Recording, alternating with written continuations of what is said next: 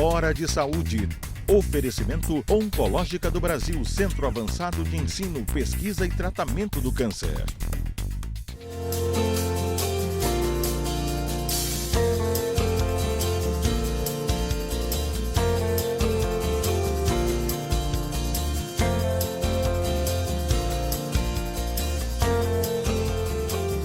Caros amigos, mais uma vez no nosso programa Hora de Saúde, tratando do que se faz da melhor medicina do mundo, no Brasil, no Pará, em Belém. Hoje temos um convidado muito especial, que é o professor Edmundo Pereira. O professor Edmundo foi meu aluno na Universidade Federal do Pará, foi meu monitor, foi da primeira turma que eu dei aula em Belém, depois que voltei de São Paulo. E hoje, depois ele fez residência na Escola Paulista de Medicina, até um certo orgulho disso, Edmundo, porque eu te dei a carta de apresentação para a escola, depois ele fez mestrado, doutorado e atualmente é professor de neurologia da Universidade Federal do Pará, junto conosco.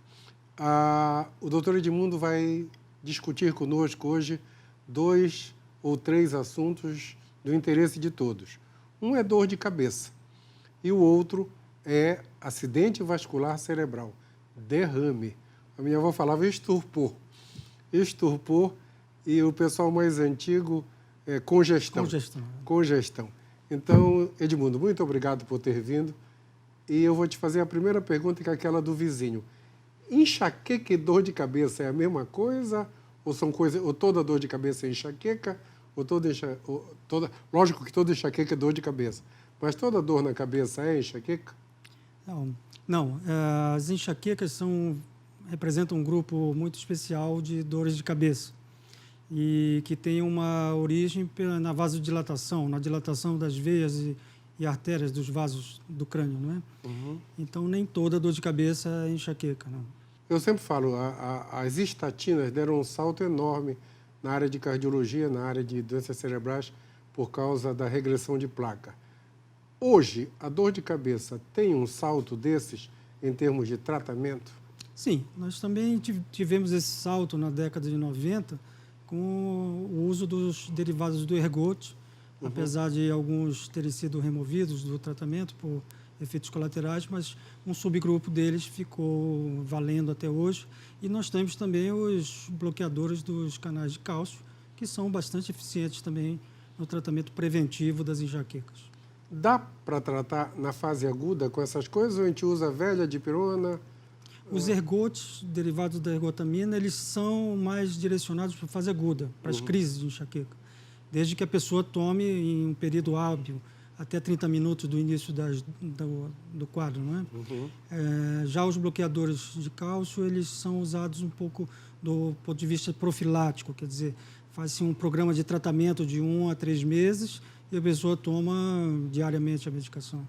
Então, você tem um remédio para evitar de ter? Sim, e esse é o tratamento mais importante, que é o hoje, profilático. Então, a turma que tem dor de cabeça frequentemente pode tomar um remédio todo dia para não ter. Sim. Para não ter dor de cabeça. Isso é fantástico. E tem um remédio para crise. Sim.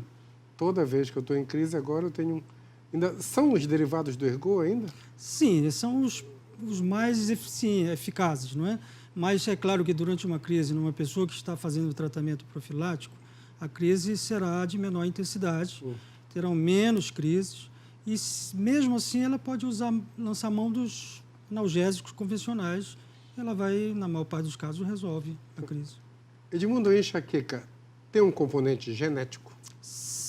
Sim, não está provado o gene implicado com a enxaqueca, mas sabe-se que há um componente familiar muito importante, ou seja, é mais comum em mulheres, não é?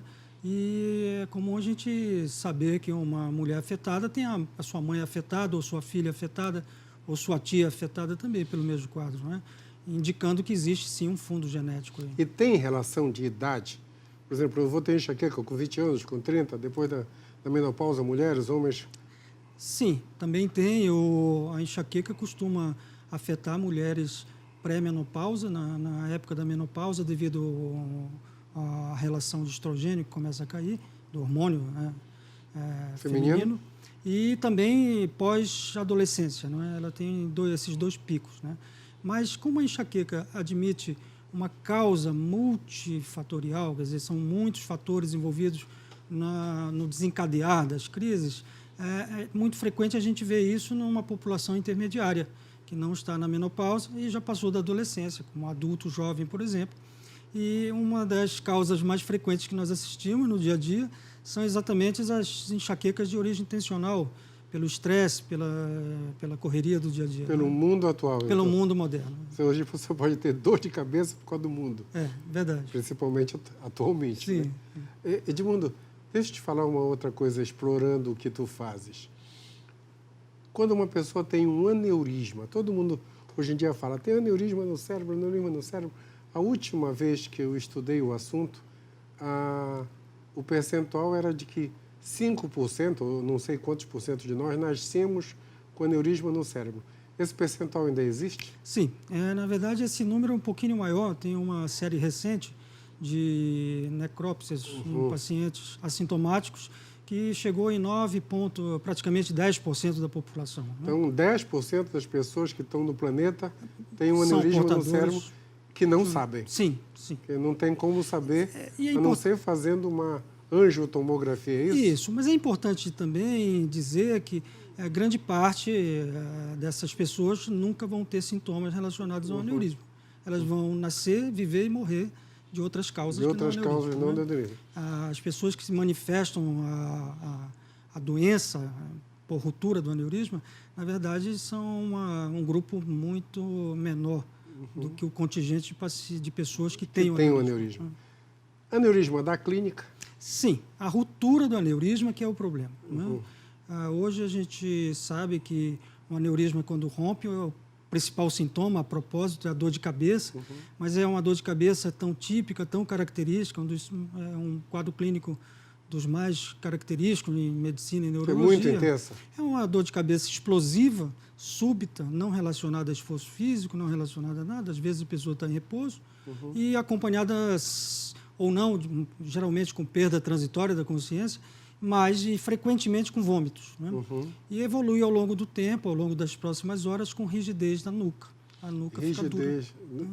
Aquela história de não consegue encostar o queixo. Não consegue encostar o queixo. Trazer o queixo para baixo.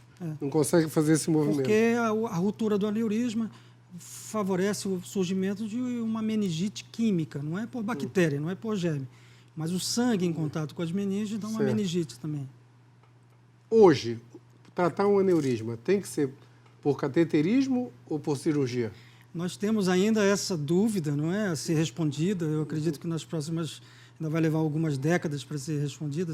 Mas é claro que alguns tipos de aneurisma são muito melhor tratados pela terapêutica endovascular, com cateterismo. Né? Insere um catéter na artéria femoral. Eu consigo chegar lá em cima? Chega, sim. E consigo fechar o aneurisma? Consegue fechar o aneurisma. Né? Agudamente eu posso fazer isso? Agudamente também é feito isso, na verdade. Aqui em Belém a gente faz isso? Não, aqui a gente não tem feito isso. Ainda não? Não há protocolos bem estabelecidos ainda aqui.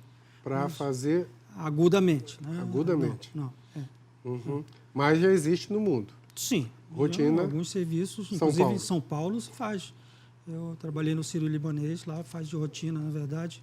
Uma vez detectado o quadro clínico de um aneurisma, faz-se angiografia pelo cateterismo e, naquele mesmo momento, se for indicado, faz-se a oclusão dele pela mesma via que faz o exame.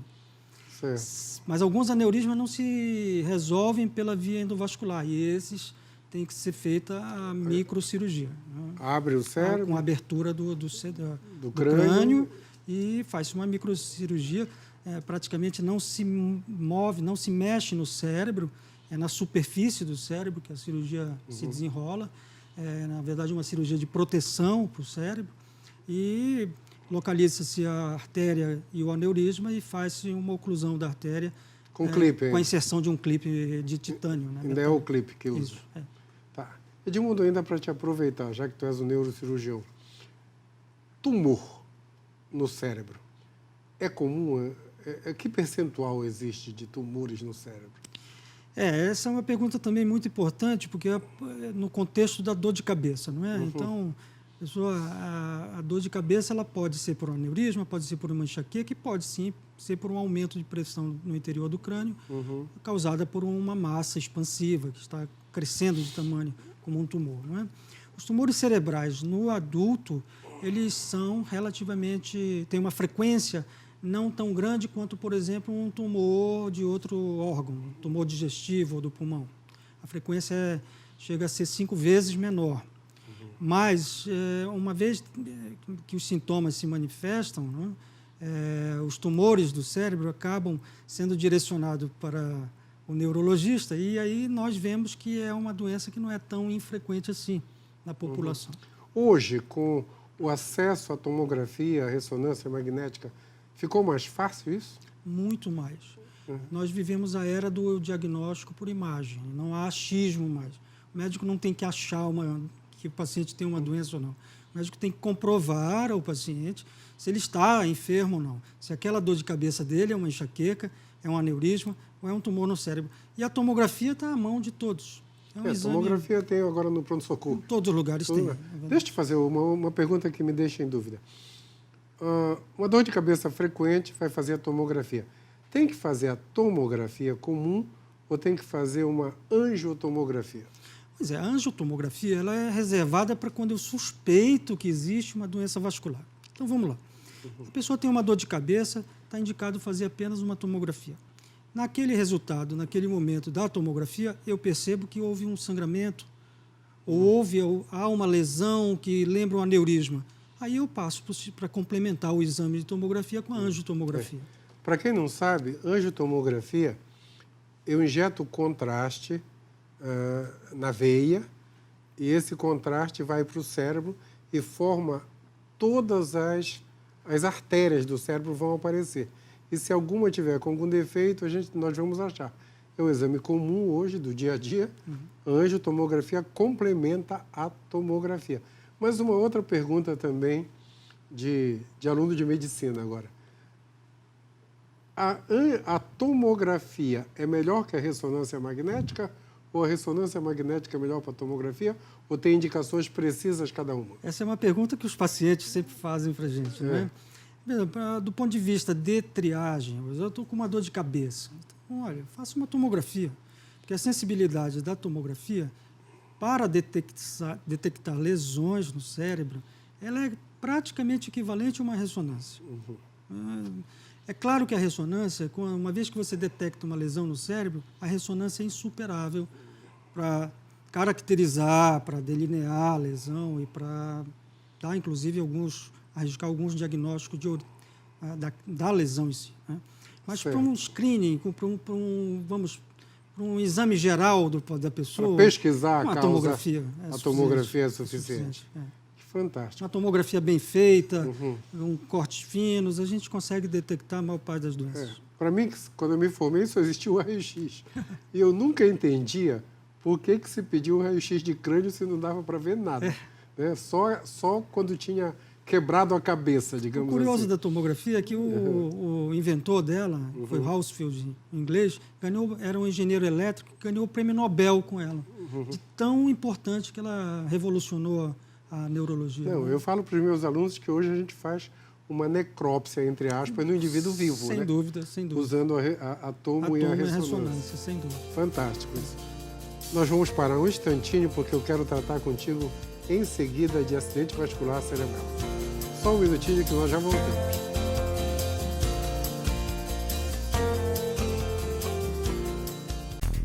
Hora de Saúde. Oferecimento Oncológica do Brasil, Centro Avançado de Ensino, Pesquisa e Tratamento do Câncer. Hora de Saúde. Oferecimento Oncológica do Brasil, Centro Avançado de Ensino, Pesquisa e Tratamento do Câncer.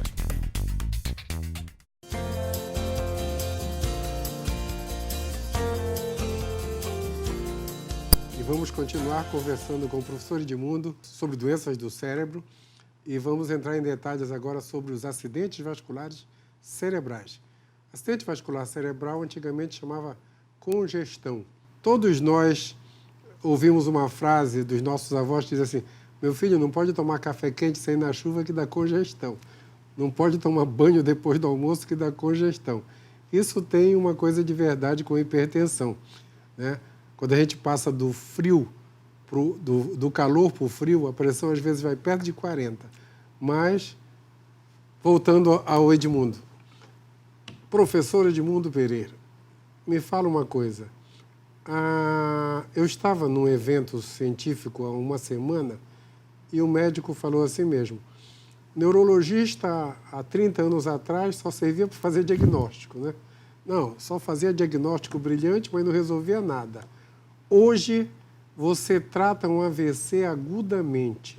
Eu achei não, eu vivo no meio, mas fantástico esse salto de evolução, até porque com a tomografia no pronto-socorro, você tem como fazer um diagnóstico importante.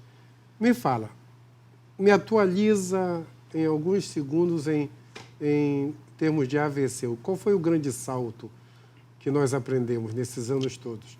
Principalmente a tratar. É importante falar de AVC porque o derrame cerebral, ele é, na verdade, a segunda, em alguns anos, ele é a segunda causa de morte no mundo. Ele só perde para a congênere, que é o infarto do coração, que é a primeira causa de morte do adulto, né? Então, é uma doença que ela é muito presente na vida de todos. E isso leva a uma importância muito grande de reconhecer e tratar agudamente.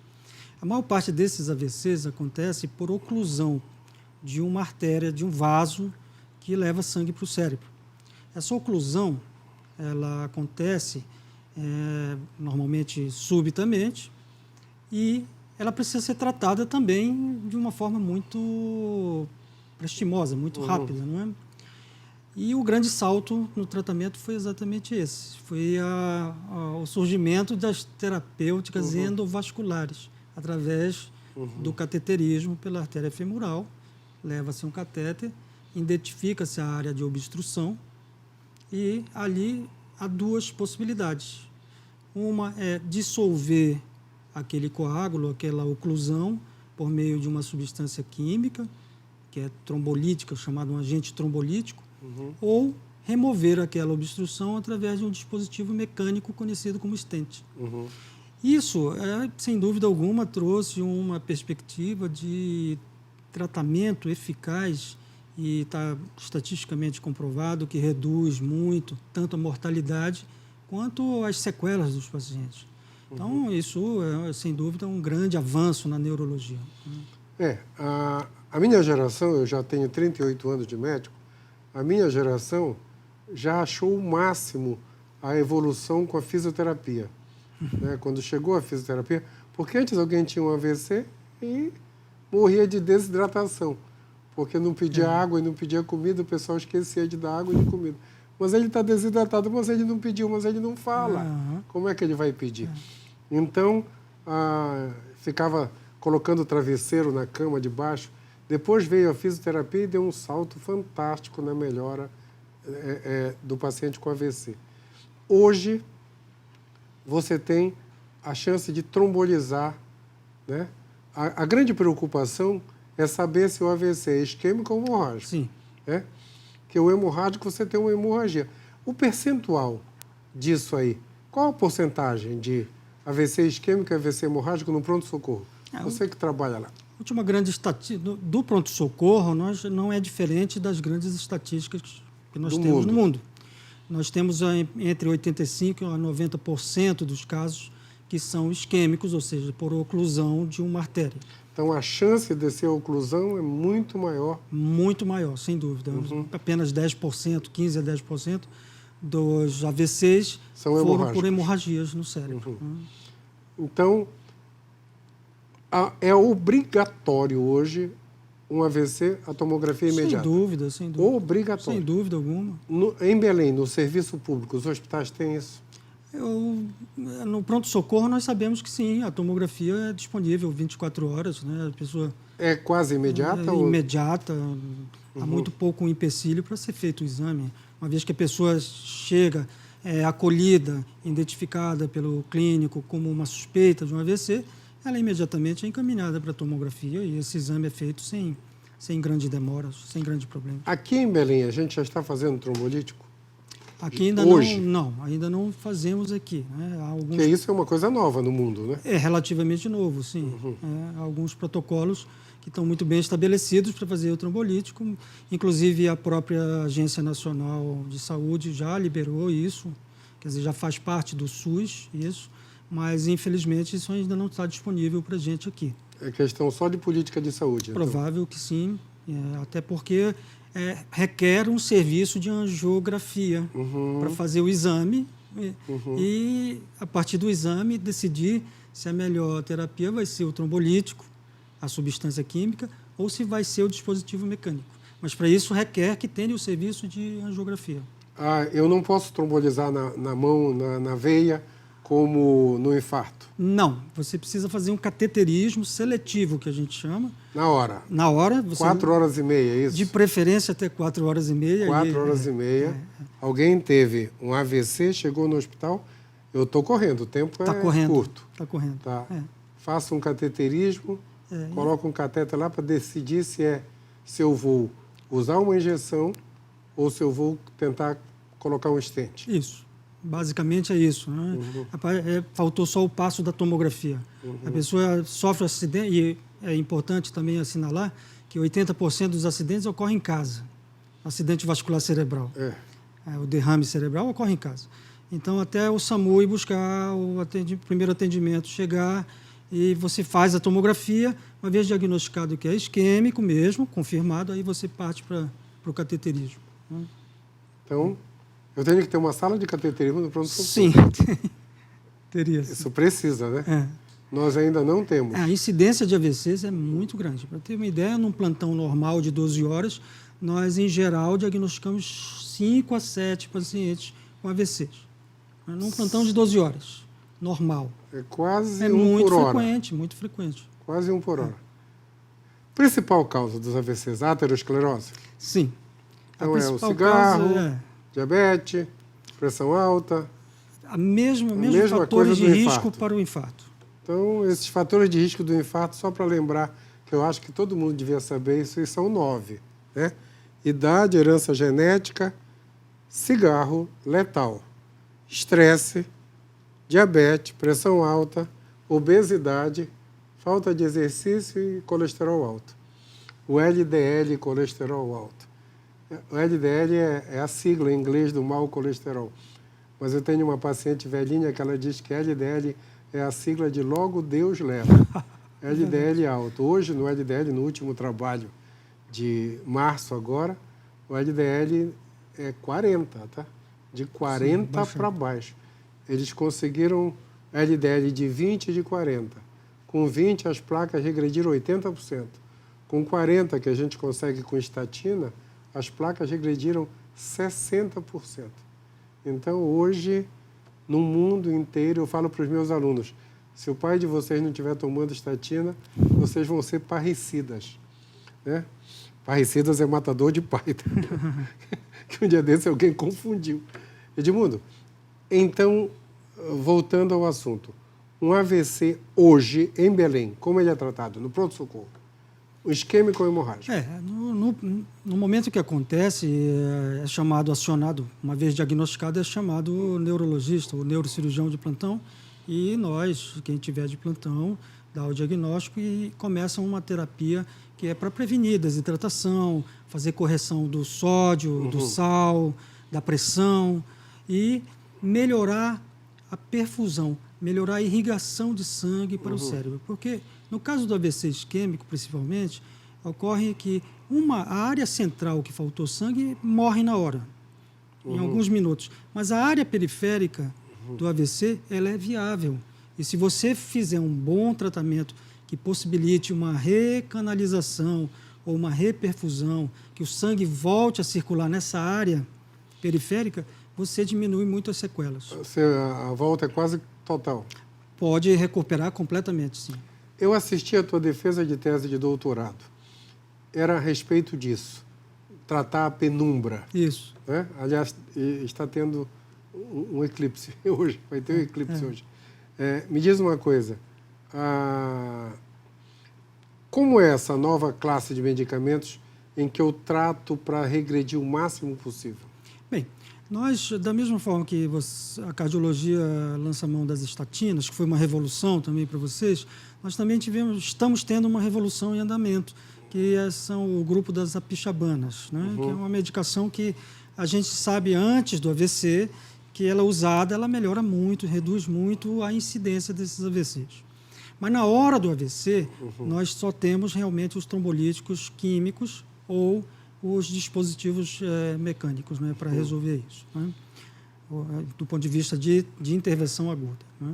Esses medicamentos novos são protetores, digamos assim? São mais que isso. Eles, na verdade, possibilitam a manutenção da irrigação da área, né. Eles previnem que aquela área aquela artéria vai ficar ocluída por um trombo e deixe de ficar irrigada, né. Já que um percentual importante dos AVCs isquêmicos, que é a rotina, são de placas de carótida, a gente só tem as 4 artérias que levam sangue para o cérebro. As carótidas e as 2 vertebrais. E é muito comum placa em carótida, principalmente com a idade, muito, muito comum. Os meus pacientes, todos eu peço ultrassom de carótida e todo mundo vem com placa. Tem placa. A aspirina é um protetor? Sim. A aspirina é o clássico antiagregante plaquetário que é utilizado já há bastante tempo e está muito bem estudado, está muito bem estabelecido que ele é profilático, ele previne as lesões isquêmicas do cérebro, né? Só que nós já temos uma geração...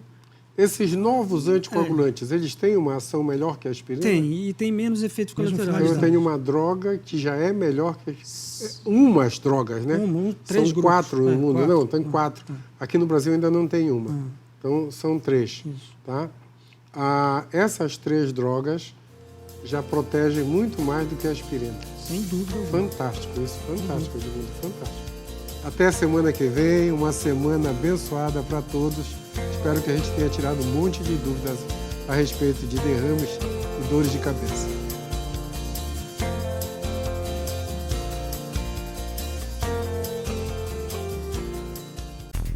Hora de Saúde.